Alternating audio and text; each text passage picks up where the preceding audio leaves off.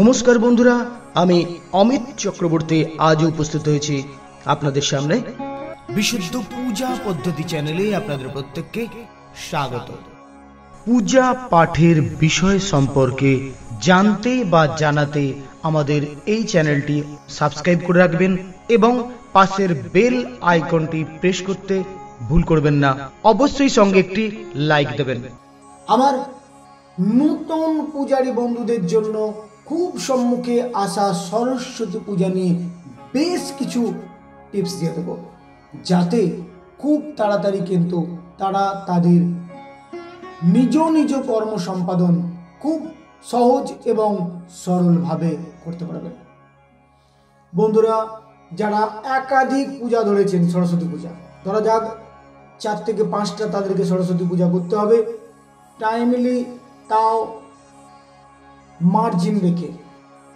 সেক্ষেত্রে আমরা পূজার যে আমরা শিডিউল তৈরি করে থাকি, সেই শিডিউলটা কেমন রাখবো আমি খুব সহজে শিডিউল বলে দেব, যাতে আমার নূতন পূজারী বন্ধুদের নির্দ্বিধায় তারা খুব সুষ্ঠুভাবে খুব কম সময়ে সে তার পূর্ণ কার্য সম্পাদন করে আসতে পারবে।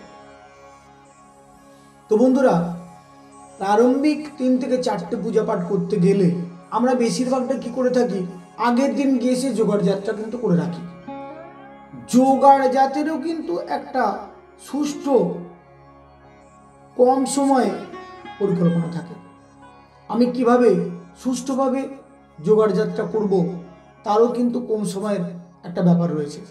সেক্ষেত্রে আমি আমার নূতন পূজারী বন্ধুদেরকে বলবো যে যদি পারেন, যদি সম্ভব হয়, অর্ঘ্য যে ঘটে বাঁধি আমরা, অর্ঘ্য যে হাতে বাঁধি আমরা সেগুলো যদি পারি, বাড়িতে যদি অর্ঘ্যগুলো রেডি করে নিয়ে যেতে পারি, তার জন্য কিছু অর্থ ব্যয় করে আমরা যদি সাদা সুতোয় সেই অর্ঘ্যগুলো রেডি করে নিয়ে যেতে পারি, তাহলে কিন্তু সেখানে গিয়ে সেই সময়টা আমার ব্যয় হবে না, সুতো খোলা ইত্যাদি। সেক্ষেত্রে কিন্তু সময়টা অনেকটা আমি বাঁচাতে পারবো।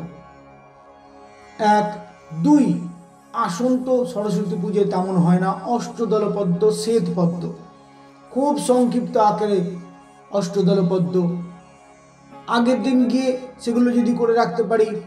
সঙ্গে আমরা সিঁদুর দান, সেই সিঁদুর যে অঙ্কন করে থাকি ঘটেতে, আমরা সেটা যদি আগের দিন করে রাখতে পারি।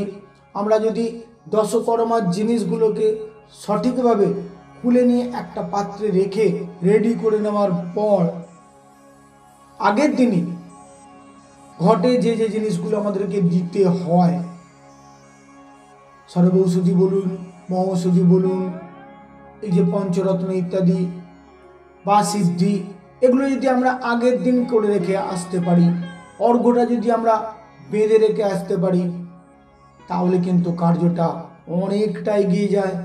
সঙ্গে আমরা যদি প্রতিমাকে বসিয়ে স্বস্থানে বসাতে পারি, বসিয়ে সিঁদুরটাও দিয়ে দিলাম, এগুলো যদি আগের দিন আমরা করে রেখে আসতে পারি, তাহলে কিন্তু আমরা অনেকটা কাজ এগিয়ে যেতে পারবো। তার পরের দিনকে গিয়ে মোটামুটি গুছিয়ে নিয়েই কিন্তু আমরা শুরু করে দিতে পারবো আমরা আমাদের পূজা পাঠে। আমি যে শিডিউল বলছি, এই শিডিউলে কিন্তু খুব সংক্ষিপ্ত আচমন আদি, আচমন, বিষ্ণু স্মরণ, গঙ্গা স্নান, আসন শুদ্ধি,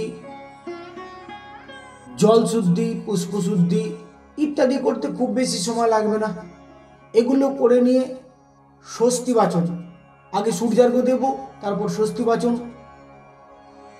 সংকল্প। যারা গুরু পূজা করে থাকেন, গণেশাদের পুজো খুব সংক্ষিপ্ত আকারে গণেশাদের পুজো একটা করে ফুল দিয়ে নেওয়া, খালি দিয়ে নেব। এটা কিন্তু আগেই গণেশাদের পুজো করে নিয়ে তারপর সূর্যার্ঘ্য দিয়ে দেবেন, গুরু পুজো করে নেবেন, করে নিয়ে ইত্যাদি করে নেওয়ার পর সংকল্প করে নিয়ে আর বৃহৎ না করে গিয়ে দ্বার পূজার একটা করে পুজো, একটা করে ফুল দিয়ে নিয়ে পঞ্চগব্য শোধন করে নিলাম খুব সংক্ষিপ্ত আকারে।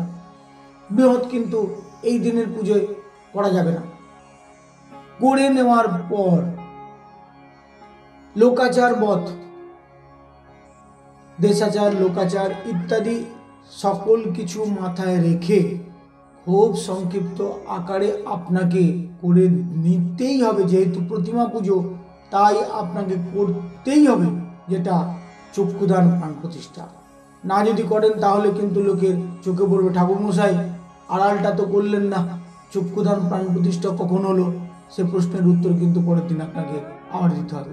সেই কারণের জন্য ওই আড়াল করে দিয়ে খুব সংক্ষিপ্ত আকারে চক্ষুদান প্রাণ প্রতিষ্ঠা করে নিয়ে এদিন যে ষোড়শোপচার হয় না, আপনারা প্রত্যেকেই জানেন, আমিও জানি। 10 উপাচারে পুজো করে নিতে গেলে এই যে শিডিউলটা বললাম, এই শিডিউলটা করতে আধ ঘন্টা লেগে যাবে। 25 মিনিট, 20 থেকে 25 মিনিট, আধ ঘন্টা কাছাকাছি লেগে যাবে। এই করে নেওয়ার পর আপনারা অঞ্জলি দিয়ে নেবেন। অঞ্জলি দিয়ে নিয়ে যদি কোনো স্থানে আপনার বিশেষ করে বাচ্চাদের হাতে খড়ি হয়ে থাকে, সেই হাতে খড়ির ব্যাপার থেকে থাকে, হাতে খড়ি দিয়ে নিয়ে হোম, সংক্ষিপ্ত আকারে হোম। আমি যে শিডিউলটি বললাম 1 ঘন্টার মধ্যে কিন্তু নামিয়ে দেওয়া সম্ভব। হোম কিন্তু এক্ষেত্রেও বৃহৎ হবে না। সরস্বতীর সঙ্গে দুটো না দিলে নয়, যেটা বিষ্ণু এবং শিব, এই 3টে পর্ব মিটিয়ে নিয়ে হোমের 3টে, এই 3টে করে নিলে তাহলে কিন্তু আপনি দেখবেন। এরপরে অবশ্যই কিন্তু হোমের তিলকটা দিতে ভুলবেন না, সঙ্গে জল সিঞ্চন বা শান্তি জল প্রদান, সংক্ষিপ্ত আকার। এগুলো যে বললাম প্রত্যেকটাই সংক্ষিপ্ত আকারে যাবে, বৃহত্তর নয়। আর এই সরস্বতী পূজার দিনের কর্মে বিশেষ করে আশা করছি এই শিডিউল মেনটেন করে যদি কেউ পূজা পাঠ করেন তাহলে কিন্তু 1 ঘন্টার মধ্যেই আপনি অবশ্যই আপনার কর্ম সুষ্ঠুভাবে সম্পাদন করতে পারবেন। আপনি সেখান থেকে নিশ্চিত নাম কিনে নিয়েই কম সময়ে কার্য করেও নাম কিনে গৃহে প্রবেশ করবেন। আশা রাখছি আমার নতুন পূজারী বন্ধুদের আজকের তথ্য আজ বিশেষ করে কাজে লাগবে। আপনারা ভালো থাকুন, সুস্থ থাকুন, দেখতে থাকুন বিশুদ্ধ পূজা পদ্ধতি। নমস্কার। পূজা পাঠের এইসব তথ্য পাওয়ার জন্য সাবস্ক্রাইবটা করে নেবেন, পাশের বেল আইকনটা প্রেস করবেন, লাইক দিতে অবশ্যই ভুলবেন না। সঙ্গে থাকুন, ভালো থাকুন, দেখতে থাকুন বিশুদ্ধ পূজা পদ্ধতি। নমস্কার।